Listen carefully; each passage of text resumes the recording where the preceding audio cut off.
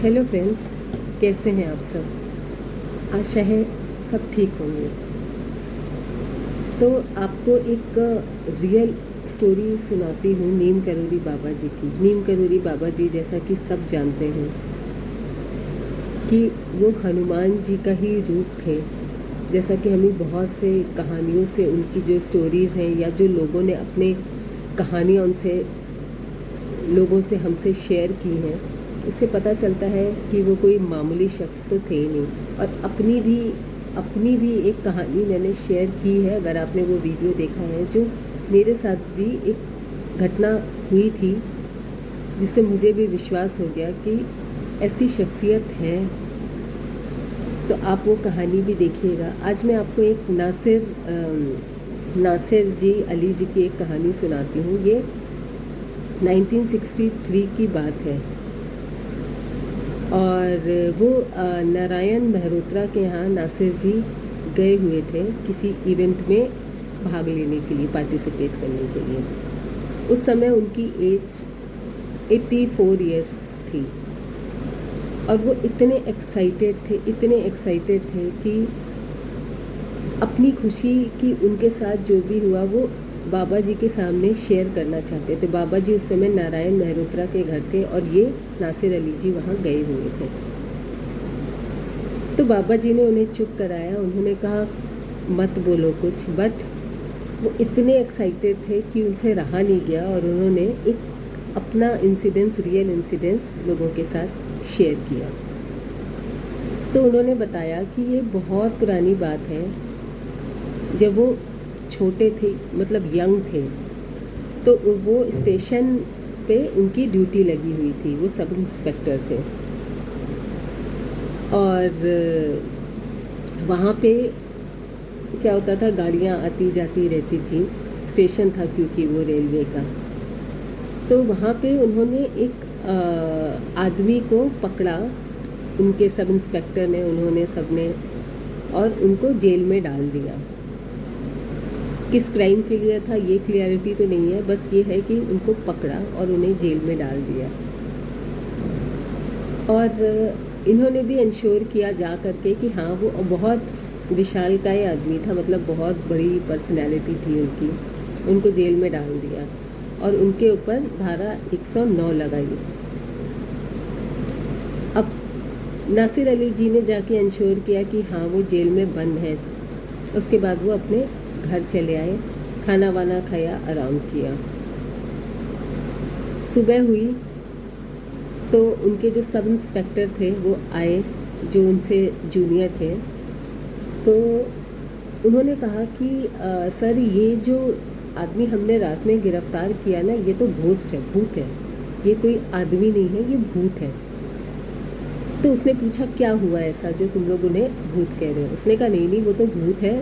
वो हरकतें क्या कर रहा है, वो जेल से बाहर आ रहा है, अंदर जा रहा है। जब अंदर जा रहा है तो ताले बंद हो जा रहे हैं जेल के, जब बाहर आ रहा है तो अपने आप ताला खुल जा रहा है। और ये किस्सा सारी रात चलता रहा, खोलने बंद करने का किस्सा जो है। तो सुबह हो चुकी थी तो इसने कहा अच्छा, मैं भी चल करके जा करके देखता हूँ। बट उसे ये विश्वास नहीं हो रहा था कि वो कोई घोस्ट है या भूत है। उन्हें लग रहा था कि ये पक्का कोई सेंट है, शायद इन्होंने इनसे गलत गिरफ्तार कर लिया है। तो ये गया जेल में देखने के लिए कि वो क्या पर्सनैलिटी है। और जाके उसे इतना तेज दिखा उनके चेहरे पे, उसे लगा कि ये तो कोई, मतलब साक्षात कोई भगवान का अवतार ही है।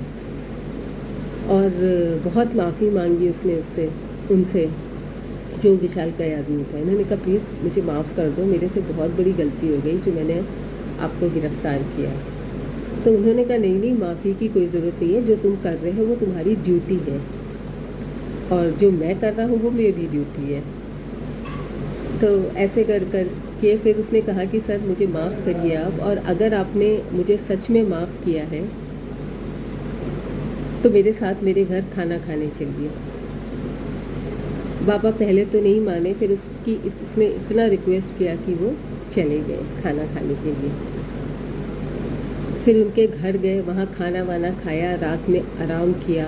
फिर सुबह हुई सुबह होके वो अपना बाहर जाते थे ना, उस टाइम पे लोग घर में ऐसे टॉयलेट्स वगैरह नहीं होते थे, तो उन्होंने कहा कि मुझे वॉशरूम जाना है। तो वो घर से बाहर निकले और इसको ड्यूटी पे जाना था, तो इसने अपने 2 लड़के थे उसके, नासिर अली जी के, उसने बाबा जी के साथ वो 2 लड़के भेज दिए कि इनको अकेले मत जाने दो, आप तुम इनके साथ रहो। मतलब बाबा जी मैं कह रही हूँ, उस समय तो नहीं पता था किसी को कि बाबा जी हैं, सबको तो ऐसा लगा कि ये इज़ अ नॉर्मल पर्सनालिटी। तो उसने कहा कि तुम बच्चों इनके साथ ही रहना, क्योंकि ये नया रास्ता है, पता नहीं क्या हो, तो आप इनके साथ जाओ। तो वो दोनों लड़के उनके साथ चले गए। तो रास्ते में उन लड़कों को उन्होंने कंबल में से अपना 2 सेब निकाल के दोनों लड़कों को एक एक खाने को दिया और फिर झाड़ियों में चले गए, क्योंकि उनको वॉशरूम जाना था। बस जैसे ही वो झाड़ी में गए, ये बच्चे उन्हें देखने लगे, जो भी उनके लड़के थे, तो देखा वहाँ कोई है ही नहीं। With in a few seconds, मतलब थोड़ी एक झटके में वो वहाँ से गायब हो गए। अब जब ये कहानी बच्चों ने आके सुनाई और फिर उसके बाद बहुत ढूंढा गया उनको, वो कहीं नहीं मिले, क्योंकि बाबा तो ऐसे ही थे, वो कई जगह एक साथ दिखते थे। आप उनके कभी किस्से सुनेंगे ना, तो वो ऐसा नहीं है कि वो एक ही जगह पे प्रेजेंट है इस टाइम पे, नहीं, वो बहुतों के साथ होते थे जो भी उनके भक्त होते थे।